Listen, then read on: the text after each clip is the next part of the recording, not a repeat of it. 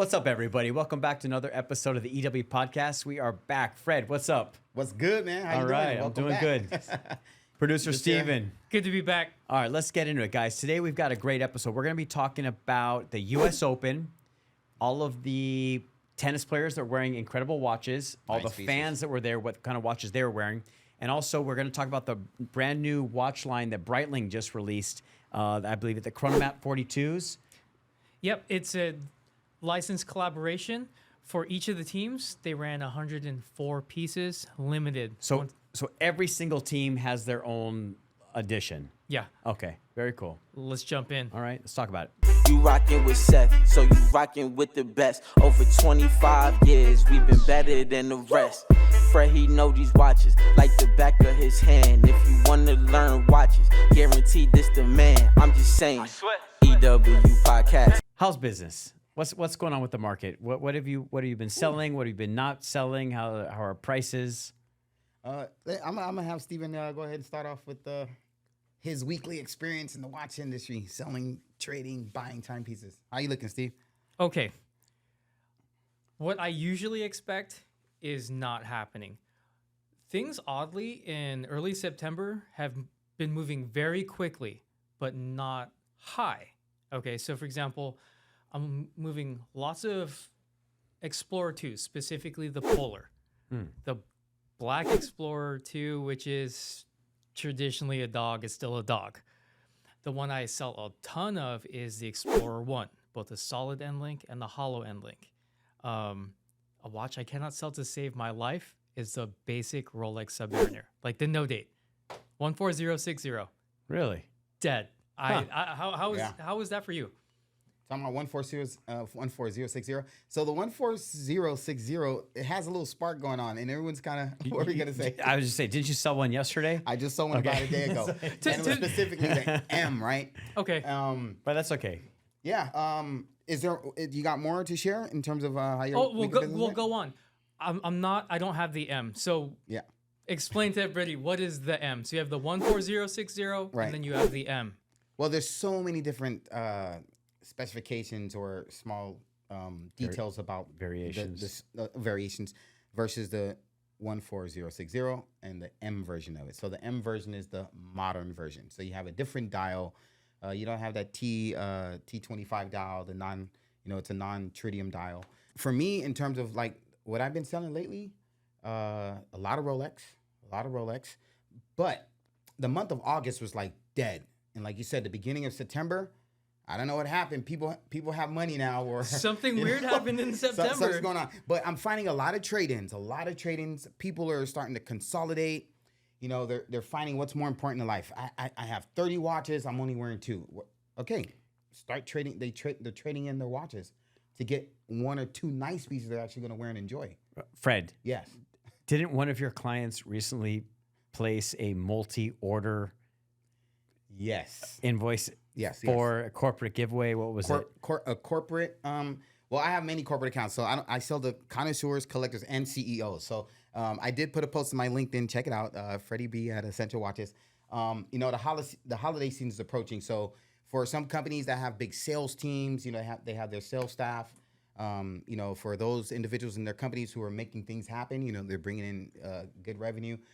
They're gifted, and one thing that I think is a good gift is a timepiece. It's timeless. How many pieces? For this last order, I think we bumped up to like 13 watches. Nice, 13 Rollies, yeah. And were they customized at all? Yeah, I do offer engraving services. We do the best. We have some of the latest technology in terms of laser engraving. We also, believe it or not, we have the technology where we can engrave sapphire case backs. They can literally engrave into the sapphire case back, kind of like what Rolex does on their new crystals. So at the 6 o'clock position, if you look closely, you'll see a small little Rolex crown etched into the crystal of the watch. So you're saying if the brand actually has a see-through back with a crystal, We can engrave on onto that. Okay, but most Rolexes are not sapphire crystals. Most of them are steel backs. What I was explaining is that it can be done because Rolex does it. For some people who don't know, if you look closely on a Rolex crystal at the 6 o'clock position, you'll find a crown etched into the crystal. Right. Okay, so we could do engraving on case backs that are sapphire. So, Right. That's what yeah. I'm saying. Exactly. Okay, so corporate gifts, that's the way to go. You know, we could deliver multiple pieces, not a problem. And like I said, a lot of trade-ins are coming in. People are consolidating and just starting to figure out, you know, what's more important in life. You know, All right. Did the guy get a good deal? well, he was dealing with me, of course. Did he negotiate? Not needed because I came off the bat very competitive. All right. How about these problem clients? Got any problem clients out there? I think I have more problem clients than good clients. Yeah. And I'm trying. I have an idea to come up with maybe like a reverse review. You know, like the company can send a review online about the customer. Not possible. I got news for Hey, you. anything's Not possible. We just possible. got to implement it. But yeah, it's not that the clients are problematic. It's just that I find a lot of clients are calling to sell us watches, and what I'm finding is that the market's saturated with certain brands and certain models. Right. Prices aren't exactly shooting up anymore. They're more or less staying stagnant. There's a little bit of a downward pressure on the market. Absolutely. And this has been happening for months. I mean, this is not like some kind of like late breaking news. We all know that prices are going down. I mean, for example, like where's that Daytona we have? The steel Daytona black dial? The Steel black, 116520. This watch is something that in the peak of COVID was pushing like almost $30,000. 16520. No, this is it. This is what I'm talking about. Oh, the 1165. This is one. This is the Rolex movement. Okay, so show this in the camera. So this is a watch that, for example, in the middle of COVID, this watch was like $27,000 to $30,000. Back in the day, this watch was whatever, $15,000, $16,000. And now you can buy this watch. You can buy this watch for less than $20,000 with box and papers. And it's got the more popular black dial. The white dial is always a little bit less. So yeah, it's a good time actually for people that have been kind of waiting for prices to stagnate and go down a little bit. We shall see if prices continue to drop. I don't actually think they're going to drop anymore. I think with the devaluation of our currency, people are looking to put their money into assets. And I think that Rolex is a very smart investment if you can buy it correctly. Yep. And I feel like these watches are going to basically, from here, they're going to hold their value and prove in the long run to be worthwhile investments. With something weird happening in September being pretty good, I also see typically, in my experience, during the holidays, things pick up as well. So we have the back to school kind of lull a little bit. But when we get to like November, December, January, I see gifting season. I see it elevate. There's always a push in the Christmas season. Technically speaking, the push is on brand new watches because when you're gifting watches, you're usually gifting a brand new watch. But when prices of new watches go up, the price of used also incrementally go up as well. Are you selling GMTs right now? Yes. So when going back to Rolex, I'm finding the higher and lower for me are moving better than like that middle range. Mm-hmm. So day dates, yes. GMTs, yes. Sub dates and no dates, not so much. Interesting. Oh, wow. Submariner's always been a staple of our sales, but you know, to each their own. Interesting. Some inquiries that really drives my passion for what I do, because my one of my mottos is I could find what can't be found.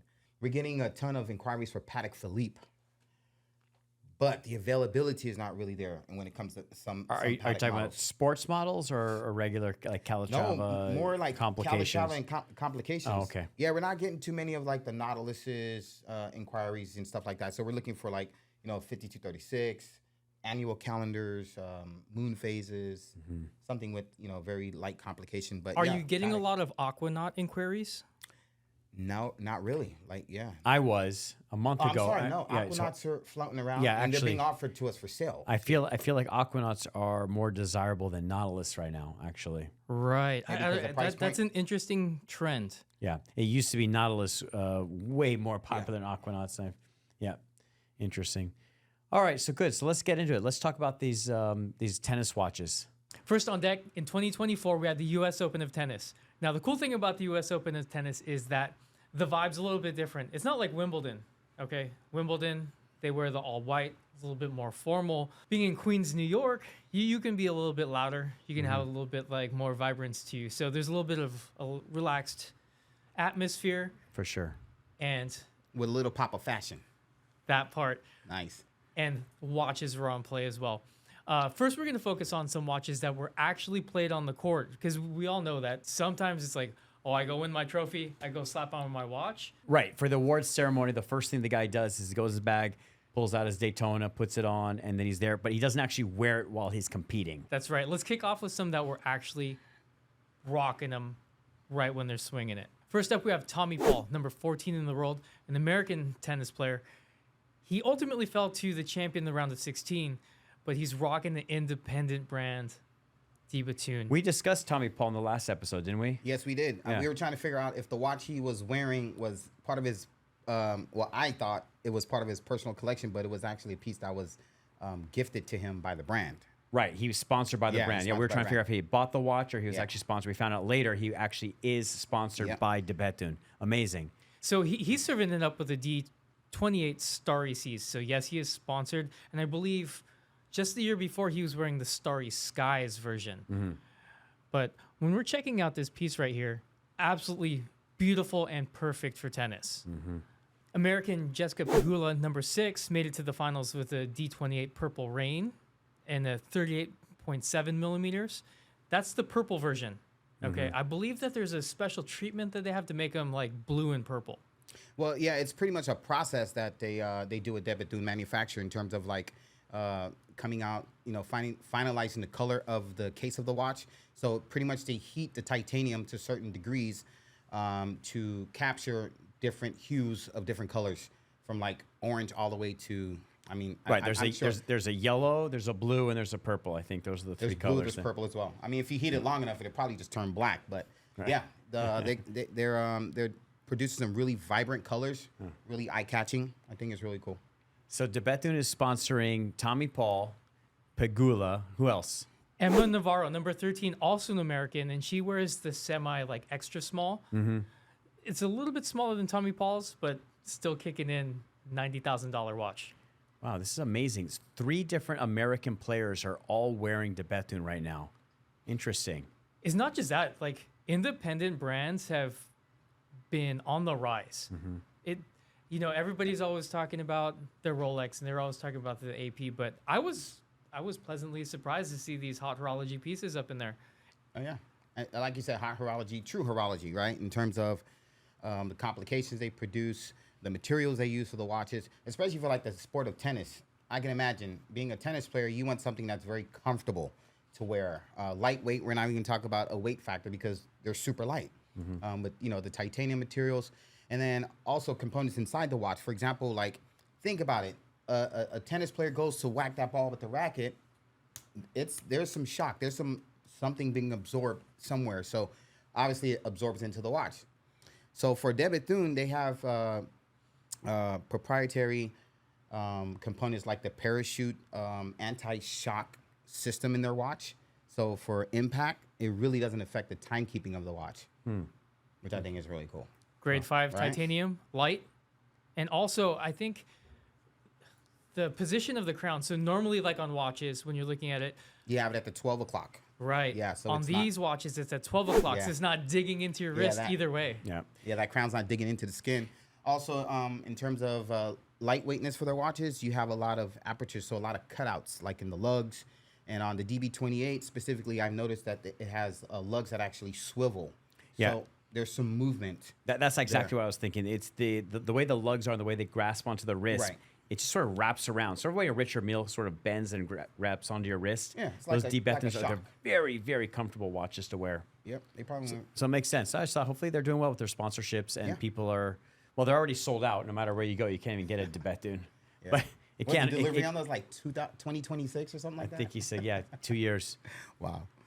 If you're blessed with that allocation. Right. Exactly. If go. you're lucky enough. On the court, we have Croatian tennis player for the ladies, Donna Vekic. I believe she's number 24 in the world, and she's rocking an FP Journe Elegante 40. Some of the specific details on this piece are not only a little bit of bling, but that shape, I think that there's a specific shape for these watches very hot right now. That's the tonneau shape. Very popular in the watch industry. Some other brands that carried that shape of case, you've probably seen like the Cartier Roadster, the Frank Mueller Centric Curvex collection. And there's some other manufacturers that, produce watches with that tonneau shape, which I think is really cool. I think in general, the Elegante has been out for a while. I'm thinking this was actually launched something like 6 years ago. It definitely sells well. I think though that with the diamond bezel, this is actually a tough sell. It's not. I don't think it goes for much more over retail. I think plain version definitely sells for over retail. Was she wearing it with the diamond case? Oh yeah. Okay, That's, of course. Yeah, so it probably still sells at a premium. I think this is something like a $50,000 to $60,000 watch. Right, and it is titanium seems to be like the common through line with these watches. This is also titanium, and they call them this electromechanical. Yeah, I can probably imagine FP Quartz. Journe only. Yeah. I can imagine There they you only. go. I can imagine FP Journe only produces just a handful of this particular collection, and the non-diamond version of this watch is a true collector's watch. With different complications. Just the plain version of it with no diamonds, really sleek, very cool timepiece. Number 6 in the world, Andrei Rublev pops in with a Bulgari Octofinissimo, skeleton and ceramic, manual wind. It's a nice combo. I like those skeletons. Super thin. Super thin. Where in the market are these approximately? I think they trade right near retail price. These are not trading over retail. I'm almost positive about that. I mean, No, can you? the Finissimo has never No. traded Yeah. above retail. No. Okay, Like- I think retail price is 27,000. Okay, so it's probably trading something like low 20s and mid 20s, especially pre-owned.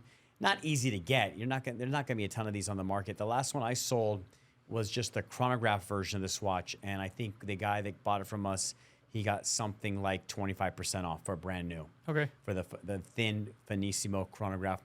But this thing's gorgeous with the skeleton dial. I think they're ninja looking. Yeah, it's very stealth actually. Looking at it, with the sharp edges, you have the sandblasted case and bezel, very thin, nice liquid bracelet. Even though it has that industrial look to it, it's a very fine watch to wear. Manual hand wow, skeletonized movement, which kind of matches the gray exterior. Beautiful piece. Just like anything, if Bulgari were to limit production on these watches and make them like virtually impossible to get at retail, all of a sudden everyone's going to start clamoring for them. I think that these guys have a good chance of really making an item that has a better demand. Yeah. But when they're just sitting in the retailers and you can buy them all day long at retail, maybe get a small discount, it hurts the demand because the supply is there. Right. Just But like anything. With my experience with this watch, though, dealers didn't have this. This was like you'd have to get on the wait list and, You have mean that you ordered. mean the skeletonized The version of skeletonized this? version Okay, of so that this watch, one's yeah. tough. Yeah, we should double check the numbers, but I'm pretty sure this one is probably still trading at around retail price. Yeah, we're gonna switch it up a little bit. We're going from like independence and hot horology. We're gonna take it down a notch with Stan Wawrinka. He embraces his like Swiss roots, and he rocks a brand called Norcane, and he's actually an investor in this watch. It is So this is a new brand. yes, it's a relatively new brand. Relatively, okay. This one's called the Wild One, and it is a very strong performance watch. It retails approximately $5,700, and while it's awesome on the court, it is 3.5 times lighter than the titanium because it's got like this carbon fiber material. Wow, that's pretty light. It's lighter than a titanium. Yeah, he's out there really getting it out there. What's his name? I actually don't know this player.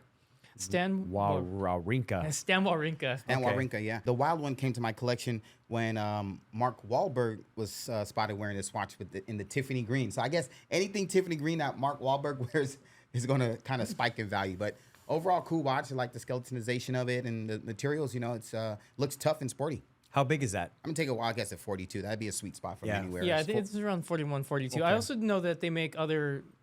They don't always just make this carbon fiber piece. I've seen these, not specifically the Wild One, but I've seen they make bronze cases. They seem to have a very sweet spot and good design when it comes to proportions. So I really like this. So those Norcanes, they look cool. Are they selling those anywhere in Los Angeles? Yeah, you have there's here in West LA, next door to us, we have a Feldmar Watch Company. They're carrying the Norcam brand there. They're an AD. Yep, they're an authorized dealer for the Okay. brand. Oh, cool. Yep. Nice. All right. Swinging to Poland, we have Hubert Hercox, and he is wearing a Gerald Charles. It's an independent brand, and when you think of Gerald, is there anyone like you specifically think GG. of? Yeah, GG. Genta. Right. So these Genta pieces are called the Maestro, the 2.0 Ultra Thins. They check in anywhere retail $15,000. You can get a different variation if you want. I think you can almost, I wouldn't say customize it, but you can shoot your shot and you pick your dial. You want a blue, you want a skeleton, you got a green. They can serve it. Oh, they can bespoke the watch for you. That's pretty cool. So- Is that a skeletonized dial there as well? They offer a solid and skeleton feature. Looks like it. Yeah, you can get a little bit wild and fun with your variations. All right. So you're saying Gerald Genta, the one who designed the original Royal Oak, the Nautilus, and the Aquanaut, and probably some other ones that I'm forgetting about right now. He actually started his own brand again, and he is now calling himself Gerald Charles. Yeah, so we're taking his first two names, Gerald Charles Genta. Okay. There we go. Huh. Gerald Charles is new. Because he did have his own brand, Gerald Genta. So I guess Yes. he probably couldn't use that name again and reinvented himself under Gerald Charles. Okay, so these have not hit my radar yet. I wonder how they're trading, but they've been in range 15.7. And this guy from Poland was wearing them. How did he do? He's solid. He fell, but I've never heard of him. I believe these watches were first really made a big dive last spring when they did. It was either Watches and Wonders or was it Basil World? One of the two. But this is when it was just featured there. Yeah, very interesting case shape as well. It kind of has, now we say, we're talking about Gerald Genta. Looking at this case kind of has that Daniel Roth Yes. kind of feel to it, right? Yeah, yeah. I see Remember more that Daniel. collaboration? I see more Daniel Roth than Yeah. Gerald Genta. in Good these. call. And this is an ultra thin watch. Yep. Do we know the thickness or the thinness of the case? I think they're approximately 3.7 millimeters thick or thin, which way you want to say it. No, it's very thin. That's ultra thin. Wow, that's impressive. Moving on to Richard Mille. Sebastian Corda, number 16 in the world from USA, is rocking the RM6702. Nice. Well, Richard Mille, this is a brand we normally see on the court, right? On the tennis court. Absolutely. I believe, what was it? Nadal used to be like the first guy that was rocking the RMs. Oh yeah. Now, this one is an automatic movement, and I believe you're the ones talking about like those flats. Right. So the 6702, they actually have a bunch of different, not a bunch, but they've got a handful of different models where they're named after different athletes. So they've got another tennis player, Zverev. They've got the green, the yellow one. I forget the guy's name. It's a very difficult name. I think he throws javelin. They've got a third one. They've got one that's not branded, but they all trade like right around 300,000. That they're 300,000 ish. And lastly, only 32 grams heavy. Super light. They Beautiful. really consider comfort, when it comes to designing their timepieces. Next one threw me off a little bit. This is Grigor Dimitrov, number 9 in the world from Bulgaria. It's a Bianche Grand Tourbillon date. The brand is Bianche. I'm looking at it right now. That looks like a Richard Mille, but it's not a Richard Mille. What is that? Well, It's a Bianche. This is. it's shaped like a Richard Oh, Mille. Bianche man. Tourbillon Grand Date. I mean, this is just a dead stealing of a Richard Mille style. I mean, that. How can they get away with that? How much they sell for? I mean, you sure there's no connection behind the scenes with the two brands? Maybe. Well, How much? they're not asking RM money, but they're still asking some heavy money. Looking at $77,000. That they're not asking $5,000 either. Wow, they're asking $77,000 list for this brand. Wow. What's the case material on this watch? This straight carbon fiber? So I believe the model's called the Carbon Lime. Therefore, it's got to be some sort of composite. And it's a tourbillon. And it's a tourbillon. Okay, so if it was Flying if tourbillon. it was a Richard Mille tourbillon, it'd be whatever $400,000 or $500,000. So all right, so now you get yourself a wannabe Richard Mille tourbillon for less than 100. Very nice. Now we're going to go to the winner's circle. The difference between the players we just mentioned, the two winners actually weren't playing with the watch, but as soon as they got their trophies, they went ahead, slapped on their timepieces. Winner for the men's, Sinner. He's a great player. He keeps on winning, the guy. All right, so he's sponsored by Rolex, after the match, he put on a root beer. Very interesting that he just picked like sort of like a mid-level Rolex. Yes, it's a good model, nothing too fancy. I think Alcaraz always puts on a white gold Daytona Oyster Flex with meteorite dial. He put on a basic GMT Master 2 Steel and Rose root beer. What are these trading at? Root beers, I'd say today anywhere between 17, 18,000. I think 18, 19,000. Yeah, these things are they retail for 16, 7. Yeah, cool watch. Obviously, he's big time sponsorship with Rolex. Great player, by the way. Incredible. I like the pose of the picture though. I wonder if they take a class on how to hold the trophy, put the watch in the forefront, and then do the kiss. Yeah, I'm sure they take a class on that. That's actually. But what's cool is that the root beer is a throwback to a vintage GMT steel and gold. Exactly. That might be like more of the basic, like, oh, I just threw on this watch, but it does point to the Clint Eastwood, which is the older 4-digit. It was, I believe, it was a 1675 root beer. 1675 on Jubilee. That was a cool watch. Yes, it's definitely a cool watch, and I think it'll trade anywhere from like 11 to 13, depending on condition or papers. Dial. It's all about the dial. Yeah, papers obviously help, but some of them are going to be the nipple dials, some are going to be the non-nipple. But yeah, 1675, it should be a nipple dial. And obviously, if all the parts have been original, non-replaced.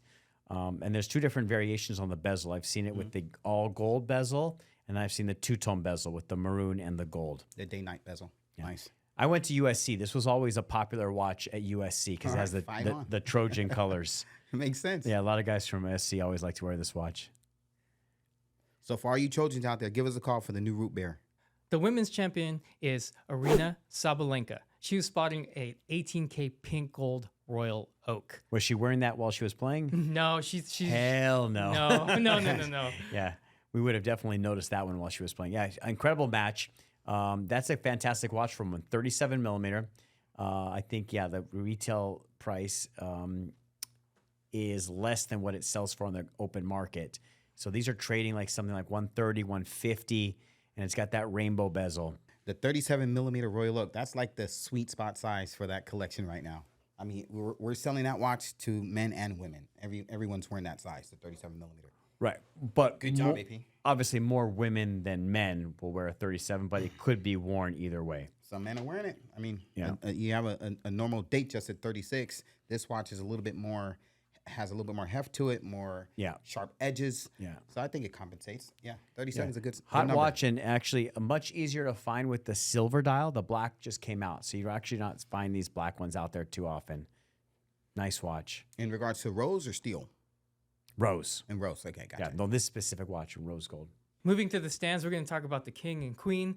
First one up, we have Serena Williams wearing the Audemars Piguet code 1159 Blue Tourbillon. Nice watch. Okay, so the last time we featured her, I remember in one of our past podcasts, she was wearing a Royal Oak with a skeletonized Royal Oak with like a salmon or pink movement. Right. Now she's moved on to the code. So Also skeletonized. she obviously is sponsored by AP. It's obviously it's out there. We know that. But now she's pushing the codes. That is another fantastic looking watch. Yeah, it's a cool piece. One of the kings of the court, always present, Roger Federer. He was rocking the Le Mans. The yellow gold Le Mans, which is harder to get than the white gold. Is it- Very rare. As Uncle Manny says, is this available? No, this is not available. Oh, it's available at a certain price Oh, point. yeah, right. Yeah, it's not even nowhere near Yeah. retail price. So, all right, Federer is a Swiss tennis player. He was always sponsored by Rolex. I mean, from day one, he was sponsored by Rolex. So it just makes sense that he is wearing literally one of the hardest Daytonas that you can get imaginable. I think it's 400,000 right now asking About price. 400,000 trading. Yeah. So the retail price is something like 50,000, and this watch is trading for 8 times that on the open market. Amazing watch. So let's go ahead and kick it off over to the NFL season 2024. But go. we're starting off the season a little bit different. San Francisco 49ers rookie receiver Ricky Pearsall was just in an attempted robbery up in like the core of San Francisco Union Square For his watch. for his watch. I mean, the guy really wanted to rob him for his watch. It was a Rolex, right? Yeah, multiple sources, including I believe the New York Post, said that it was specifically a Rolex he was wearing, and they may not have recognized the dude as he's not a very famous 49er, but he is indeed a 49er. Right, he's a rookie. So what? He was shopping in the downtown San Francisco area, got spotted by a kid basically looking to do a job. So what happened? He got shot and he survived. Good for him. Shot straight through his chest. Hey. Through and through. And I heard the person that was trying to rob him was shot as well. I'm not sure how he probably shot us. I don't know how he got shot. Well, it had to be either he shot himself or he wrestled the gun out of the guy's hand and shot him back. It could have happened, or in the struggle he got shot. Who knows? I'm sure the details will come out. But all right, so let's talk about the new Chronomat 42s. Chronomat 42 and Breitling have come together for an officially licensed product, and for each team, each 32 teams, they have 104 pieces, limited edition for each. So if you look closely at these pieces, hang on one second. I didn't know the 104 was like a tribute year. I had no idea that this is a year that we celebrate the 104th anniversary of anything. Right. Usually it's 50, like 50 with Rolex and the Submariner. Something's funny about it. I think they were looking for an excuse to come out with a limited edition line of watches. Doesn't make any sense to me. But let's go ahead. There's something behind it. Yeah, we'll 104th year. They will come up with an excuse for anything when it comes to watch collaborations. So for example, aside from American football, we have those doesn't Tudor do a collab with soccer? Yeah, yes, they do soccer and they do rugby. 100% they do with soccer. We have actually some limited editions here, but let's continue with the Breitling right here. So how many? There's 32 teams. Each team has 104. So there's 3,300, 3,400 total limited edition watches on the market. What's the best seller? Do we know? Or what's already sold out, most likely. So what's sold out? Certain teams. Basically, everything is sold out except for the 49ers, the Raiders, the Dolphins, and the Lions. Those are the right. I mean, you'd expect the Raiders and 49ers to be sold out. Actually, already. yeah, I would think. Sure? So what's wrong with the Raiders watch? Is it like an ugly watch? It's just probably a reverse Panda, I'm sure. It's a basic watch, so it's a black dial. It's for sure it's black and silver, right? It's got to be black and silver. Reverse Panda. Okay, but specifically each watch on the 9 o'clock register, they'll have a logo. So for example, for the Detroit Lions, and that 9 o'clock register, they'll have the Lions. For the Raiders, they'll have the Raiders. The ones that sold out are obviously the New York teams. The New York teams come in hot. Pittsburgh, but the ones that are still left over, 49ers, I guess. And actually, I'm surprised you said Dolphins as well. So that's like a teal, like a Tiffany dial. Yeah, Tiffany dial. You would think the Tiffany dial would have been sold out immediately. They're it's a Right? Dolphins watch. I guess they don't have the following. Shout out to the Miami Dolphin fans out there. Again, a bullet bracelet. So they're bringing back this whole bullet bracelet. I think last episode we also talked about some kind of limited edition that had a bullet bracelet. It was a Greek basketball player Giannis from the Milwaukee Bucks. Right. He was wearing the gold one. I believe it was rose gold, Right. green That dial, Jerry Seinfeld bracelet. Arabic numerals. For this new collection for the NFL, I noticed some are on rubber strap and then some are on bracelet. Is it an option getting a steel bracelet or rubber strap for each team, or does certain teams have a certain attachment? Yes. Good question. Good question. You pick your price point. Sometimes you get to mix and match. So for example, certain watches you get to upgrade the dial. It is $9,200 if you want the steel bracelet. If you want it on a strap, I believe it's a rubber strap. It is $8,800. That's a cool watch, and they use their workhorse movement. That's that B01 movement in that watch. Really cool. Yeah, B01 is everywhere. You even see those in the Tudor chronographs. Yeah, the Tudor collaboration as well. Absolutely. But throwing it back to collaborations and what is it? The Tudor chronograph. We have one. So we have not only it's a collab and it's that same movement, I believe. The pink chrono, the Black Bay chrono. Yeah, pink. we have one in stock. It's an interesting watch because when they first announced this watch, you couldn't get it. Could not get this watch. Yeah, we have one in stock right now. And so when these things literally first hit the market and they were impossible to get, these were actually, people were asking $20,000 for this watch that retails for, I think it's around $6,000, something like that. Cool watch. I mean, you got that whole pink from Inter Miami, but these things are definitely trading less. And you can get these sub 10,000 right now, down from beautiful watch. 20,000. Nice class, 5-link bracelet, 2-tone finish. Nice. Yeah, and that 5 links at the Tudor Jubilee. Let's go ahead and look at a couple players' collections. Let's specifically start with Patrick Mahomes, looking for like some GOAT level status. He's a big AP guy, okay? You commonly see him wearing the Royal Oak 26322OR. So that's the Royal Oak, not the Royal Oak Offshore. And that's not just the regular version of the chronograph. That is the full-blown Pave factory rose gold version. Awesome, beautiful watch. Yeah, it's definitely not a bust down. Yeah. It's a factory and not satisfactory piece. Nice watch. Another one that seems to be commonly on his wrist, whether he's on like watching the basketball game, hanging out with fam, is his Ever Rose Gold Yachtmaster 40. 40 millimeter. So in white gold and yellow gold, they made this watch in 42. In rose gold, it's only 40. Very, very few of these in Pave. Almost impossible to find with a Pave diamond dial. Is it impossible to find? Almost impossible to find with a Pave diamond dial. Fred? Yeah, you already know we got What do the you got? 126655 in stock here at Essential Watches. Check this thing out. Yeah, very, very nice factory Pave diamond dial. Factory Pave with that Retail 47,000, 48, bezel. 48,000. beautiful piece. Yeah. At essentialwatches.com. We'll sell that thing for 40,000. In stock 40,000, pre-owned box and papers.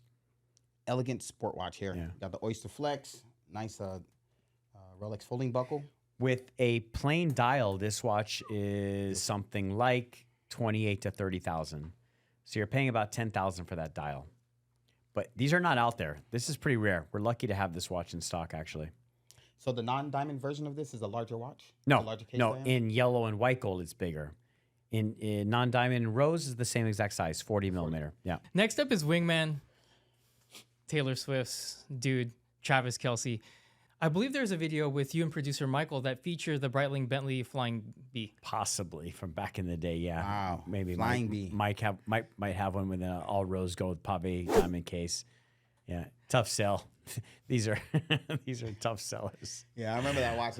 I don't even want to look at this Tenor watch. case. I got flashbacks to this watch. This is like a impossible watch to sell. Every time I get a client that calls in to sell me this Yeah. watch, they talk this watch up to the fullest. It's Yeah. just like, oh, it's a big chunk of gold. It's really nice. The problem with this watch, it was literally a closeout. So Yeah. the factory closed it out. These were available at like 25, 30 cents on the dollar to the public. I think dealers were paying 15 cents on the dollar. These are not good investments unless you buy it at gold. that sort of discount. You do not want to buy this watch at 50% off retail. You're going to get slaughtered. I just thought it was fun that like we have Travis wearing a Breitling as opposed to like his typical lineup But is he? Where do you see him wearing a celebrating right after the game. so he's wearing Yeah, if you look really closely, I can't tell exactly which that's Bentley. a flying. Oh, Yeah, okay, a flying but V. that's definitely a Breitling With deeper Bentley. thought. Well, I always say, do the right thing, get a Breitling. Shout out to George's Kearns. He was probably wearing this Bentley Flying B because he was driving a Bentley at the time. Maybe he got the watch to match his car. Or maybe they just gave it to him when he bought it. Yeah, it's for Or free. was it one of the Bentleys that come with a watch I versus think a they cigar? he just threw it in. I don't know. But you know what? He is a big guy. That you have to have a humongous wrist to pull these watches off. So he probably actually liked it. Yeah, good for him. Smaller guys cannot wear this watch. No, maybe the ladies' version Yeah, of it, but yeah. none of us could actually wear that watch. Okay. All right, well, this was fun, guys. So the watch market is kind of stagnant, going down. Watches are popular at the U.S. Open. NFL is all about their Breitling releases. All right, so I think you've heard it here first. All right, so we will see you guys on the next episode. Thank you very much. Cheers. EW Podcast, I hope you know we talking about a watch.